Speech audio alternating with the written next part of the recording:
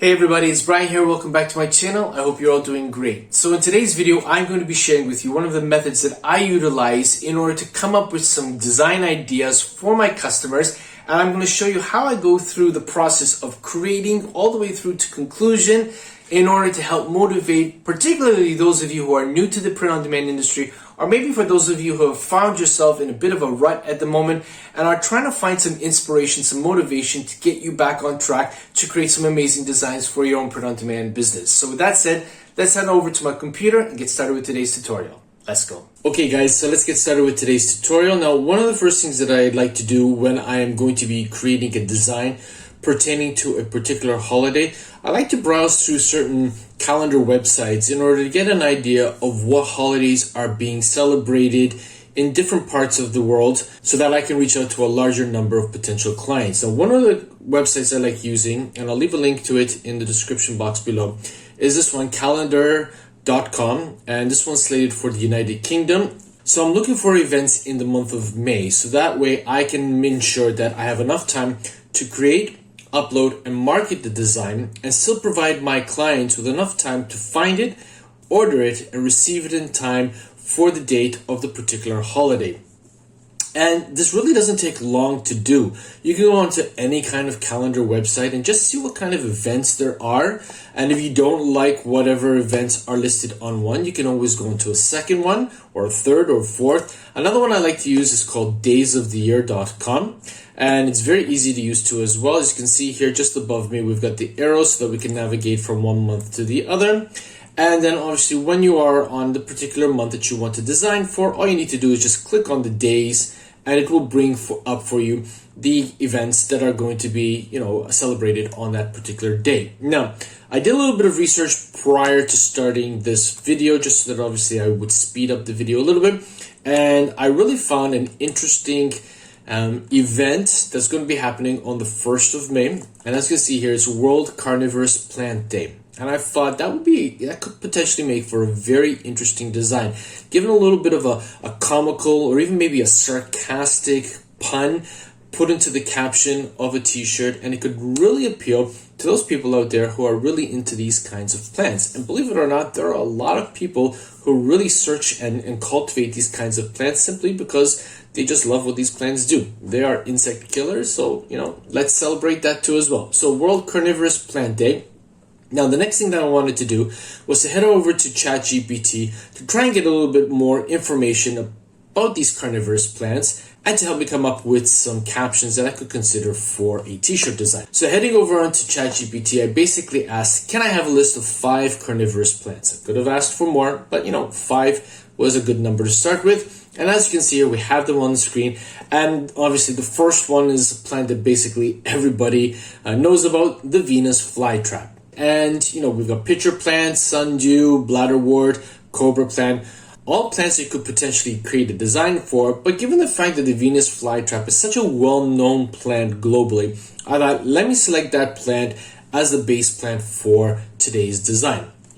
All right, so then I basically asked ChatGPT, great, so can you generate a simple prompt for an image generator that will produce a cartoon image of a Venus flytrap for a t-shirt design? And ChatGPT came back, create a whimsical cartoon illustration of a Venus flytrap with exaggerated features such as large expressive eyes and a playful grin suitable for a fun and quirky t-shirt design. So having that prompt in hand, it was now time to head over to one of my favorite image generating platforms that are out there at the moment, which is free to use. For those of you who've been following my channel know that I'm talking about Recraft. Now, Recraft, as you can see here, is a very simple to use platform. The interface is very easy to use. It's free. You can generate as many images as you want without worrying about credits or coins or any of that sort. So let's just zoom in over here a little bit. And basically, as you can see here, we've got a raster image and a vector image. So you can create either or. And for today's tutorial, I clicked on raster image and it is set to the illustration model. Now, very, very quickly, for those of you who may not know about Recraft, or if this is your first time visiting, if you click on this button here to the right of the model, it will give you, the different degrees of detail that you can have in your generated image. And it starts from primitive and goes all the way up to extreme. I think there are 6 stages. And again, you can try to generate images with different levels of detail in order to see what Recraft is going to come back to you with. I tend to like to shoot for a medium set. I've been using it for some time now, and I always find that medium and even sometimes low gives me a really good image that doesn't have excessive amounts of detail that might not transpose itself nicely on a t-shirt or a sticker design. But again, you're welcome to experiment and try. That's the beauty of this particular platform. Don't be afraid to try the different tools and the different settings in order to see what kind of image you can generate. You never know, that one image that you generate just by experimenting might be the diamond in the rough, which would actually get you a lot of sales. You can also select the different types of models, as you can see here. For today's tutorial, I'm leaving it set to illustration. So we're just going to go back to ChatGPT. I'm going to copy the prompt and we're going to paste it into the prompt box here. And what you also want to make sure that you remember to do is to set the canvas that you want to 9:16 so that you will get a nice portrait layout image, which will transpose nicely on a t-shirt, 4500 by 5400 pixels. Once you have it set, you can just click on Recraft, and obviously you wait for Recraft to generate the image for you. Okay, so as you can see here, we have our first image that Recraft has produced for us. It's a great image. We've got the sharp teeth in the Venus flytrap. We don't really have much in terms of eyes, but we could always regenerate. Now, Recraft always provides you with 2 samples. So this is the first one, just down below over here. You can click on the second image, and here we go. We've got a really nice image with the Venus flytrap, with the eyes, with those sharp teeth in the mouth. This could be a really great image to utilize. I already went ahead and generated a number of images just so that this video won't be very long. Let me just zoom out over here, bring up the canvas here. As you can see here, utilizing this prompt, Recraft gave me a number of amazing images that I could select from. Now, the difference between the smaller ones and the larger images, obviously the larger images have been upscaled. This is another great tool that you can utilize in Recraft, is that you have the upscale function too as well. So if there is an image that you like, let's say for example we like this one over here, okay, because we already have a copy of this one just down below here. All we have to do is navigate our mouse pointer up to this icon over here, and when you hover over that icon, you can see it says upscale image. When I click on it, it's going to produce an upscaled version of that particular graphic. Now, one thing that I have learned through my experience with Recraft is that if you really get a nice image that you want to utilize, make a duplicate copy of it so that you'll have the low resolution and the high resolution. Because if I were to click on upscale now, it's basically going to move all the other images, or maybe even cover some of the other images, and then I have to stay restructuring all my images and moving them about. So in order to create a duplicate of that image, I'm just going to press and hold down the Alt key on my keyboard, and then whilst pressing the left mouse button, I'm just going to click and I'm going to drag. Okay, now what I want to do is I just want to move it to another section on the canvas. Obviously, it's further down below, so I'm going to hold the space bar, and then I'm just going to move this all around. Now you can see I've already have some other images which have been upscaled. So what I'm going to do now is I'm going to click on the upscale icon here. We'll wait for Recraft to upscale, and it's going to upscale it and lay it right there where I've placed the canvas, so it's not going to get in the way of any of the other images that I have generated. Now, once it's been upscaled, the next thing that you want to do is you want to remove the background. And yes, you can actually remove the background in Recraft itself. Here we go, we've got it upscaled. So now what I'm going to do is I'm going to navigate up to the scissor icon over here. And as you can see, as I hover over it, it says remove background. I'm going to click on it and wait a few moments, and Recraft will then remove the background for me, irrespective of what color the background was. This is a huge time saver because I'm doing everything in one platform, and once I have it done, once the background has been removed, as you can see here, all I need to do is just above me over here, I'm going to click on export and I'm going to select PNG. Once I've clicked on it, it is now going to download to the hard drive of my device. Now, we're not going to use this particular image because I do have another one that I wanted to work on, and basically this is the image over here that we're going to be working on. So just over here. So I already have it downloaded onto my computer. Now what I need to do is come up with some interesting captions. So we're going to head back over to ChatGPT to continue the conversation. And basically I stated, can I now have 10 funny captions for a t-shirt design that would complement the generated image for World Carnivorous Plant Day? And ChatGPT gave me 10 different captions that I could select. Then I asked it to come up with some sarcastic but funny t-shirt designs, and it did come back with some, but they were far too long. So I asked it to shorten it down, and we got some really great captions over here, which I'm going to be utilizing. This one here, green mean bug eating machine. I thought that would be a really great caption to create a design for. So with the image downloaded onto my computer, with this particular caption copied here, all right, so we're going to click on copy. It was now time to head over to Canva in order to create the design. Okay, so here we are on Canva. I've already set a canvas to the dimensions of 4500 by 5400 pixels, and I set the color to black just so that I could see how the design is going to appear on a black t-shirt. Okay, so now the first thing that we want to do is we want to bring the image onto the canvas, and I have the image in a folder just off camera here. So I'm going to click and I'm going to drag the image. As you can see here, we have the image laid out, and I'm just going to leave it there just for now because we want to get all of our components onto the canvas, and then we're going to place them accordingly. So I thought for this particular image, I was going to have, the words green mean bug eating machine in a large bold font, sort of acting like a wallpaper behind the plant, and then maybe sort of incorporating the plant into the text so that it gives it a little bit more of a further dimension into it. So let's just click on text over here. We're going to choose heading. Obviously, it's very small, so we're going to increase the size. Let's bring it up to about 350, making sure that the font is white. Okay, so it is white. And what we want to do is we want to change the font to something which is going to be bold and it's going to stand out too as well. One of the fonts that I enjoy using for a boldish type look is a font called Fredoka. So as you can see, it's just appeared over there. All right, now we're going to click out here and bring it up. And again, we're just putting in our components right now. So what we're going to do is we're going to type in, making sure the caps lock are on because I want them all in caps. So we're going to do green mean, and then what we'll do is we'll stretch it out so that it's going to fit the entire canvas. Now we'll type in Control-A to select all of it, and we're going to increase the size of it. Basically, I want it to stretch out right across the entire canvas, and we're at 465. So now what we're going to do is we're going to duplicate that particular layer. So we're going to hit Control-D on the keyboard, and we'll bring it down over here. And now instead of green mean, we're going to type in bug eating.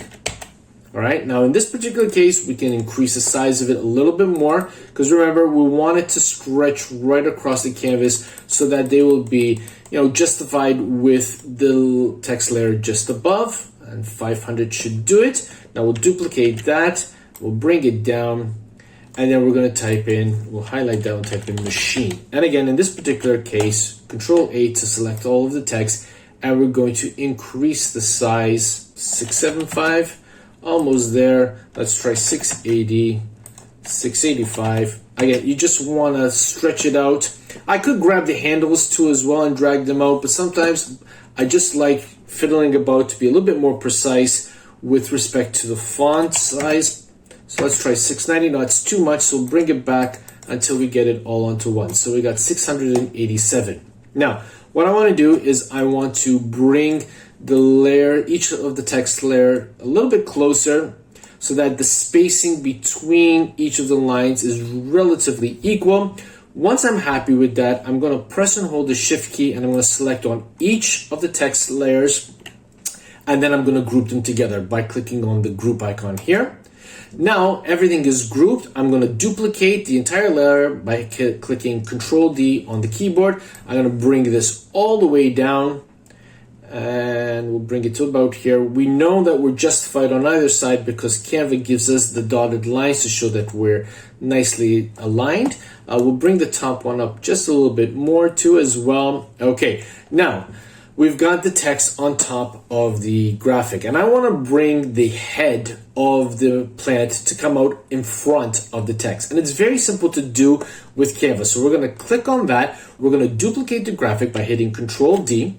And as you can see here, now we've got it on top of the text, but the bottom part of the plant has come out in front of the text too as well. And I don't want that. I want that part to be behind the text. And with Canva, it's really easy to, create this effect. All you need to do is grab the bottom handle there and just start dragging up until you see the text appearing.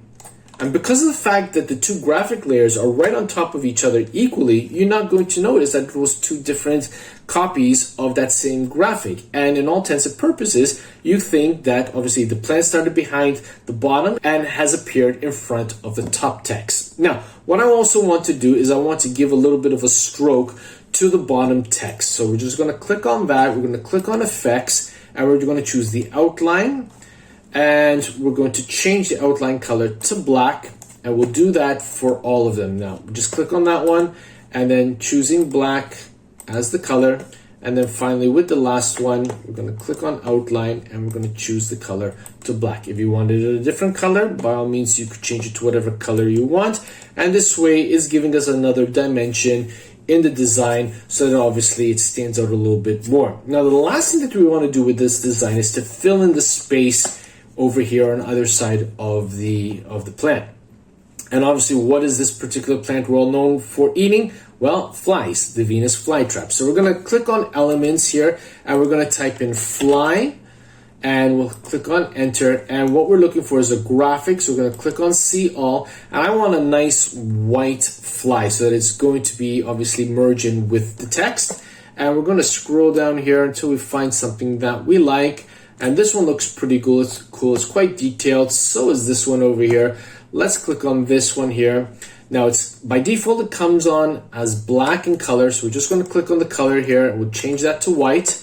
And then we'll reduce the size of the fly. And then what we're going to do is we're going to place it so that it's nice and centered. And I want to have two flies on either side of the plant. So we got the first one. I'm going to hit Control D on the keyboard. You can see they're all perfectly aligned on top of each other because the lines provided by Canva show this to be the case. And what we're going to do is we're going to move it over and we're just going to eyeball it. And I think that looks pretty good like that. Now, holding the Shift key, I'm going to click on both flies. Then I'm going to hit Control D on the keyboard to duplicate it. And I'm going to drag both of them over. And as you can see, we're perfectly aligned with the others. We have that solid horizontal line right across. And now once I let go, you can see now we have this design, which I think looks great. I think it's going to be nicely balanced. It's going to provide a nice rectangular design on a t-shirt. And I think that it will resonate very well with my customer base. Now, I already went ahead and created a few more designs just to show you the versatility of ChatGPT with Recraft and Canva. So let's just bring this here into place. So here we go. So here's the first one. Warning, this plant bites back. So I just took a warning sign from Canva, placed it in the back, and I obviously selected the color of the sign to be the color of the text so that it would complement it. The next one that I did was in a world full of veggies, be a Venus flytrap. Okay. Life's too short to be a vegetarian. Embrace your carnivorous side. My apologies to all you vegetarians out there. This is a bit more of a meat lovers type of design. But hey, when you're selling to the masses, you have to create designs for all likes, for all types of interest. In this particular case, obviously a Venus flytrap is a carnivorous plant. It eats meat in the form of bugs. So obviously we want to cross-stitch it with meat lovers out there. And obviously this is the design that I came up with.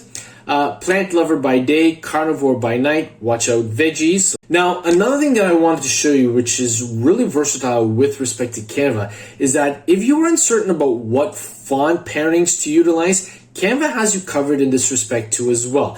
If I was on this particular design here, so if I click on design and then I click onto styles and I scroll down, you're going to see the option called font sets. And if I click on see all, Canva has already grouped 3 different font styles together, which they feel would complement each other. That all you really need to do is that if you have 3 different fonts on your design, all you have to do is just click on any of these font sets and Canva will automatically change the text to obviously reflect the fonts in this particular set. So if I just click on this one, as you can see, the font style for all 3 has changed. If you don't like it, you can click on the next one. And you can continue going through them until you find a font pairing that you're happy with, and it gets rid of a lot of the guesswork in terms of what font style to choose, particularly if you're still a beginner in this design game in the print-on-demand industry and you're not certain which particular fonts would work well together.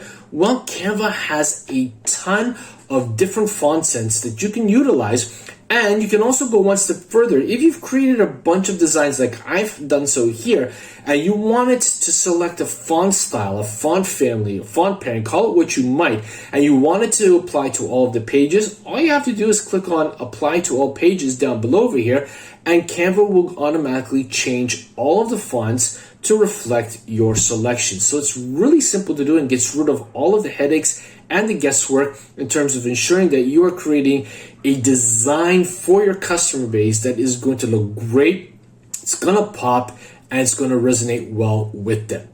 So I certainly hope that you enjoyed this particular video today. If you did, do me a favor, smash that like button, share it with somebody else who you feel might get good use out of this. Don't forget to click on that subscribe button if you haven't yet already joined my channel. I'm hoping to reach 10,000 subscribers by the end of this calendar year. I know with your help, I can do so. And now I want to invite you to click on the following thumbnail that has just appeared on your screen and watch that to help you take your print-on-demand business to the next level. Thanks for watching. I'll see you there.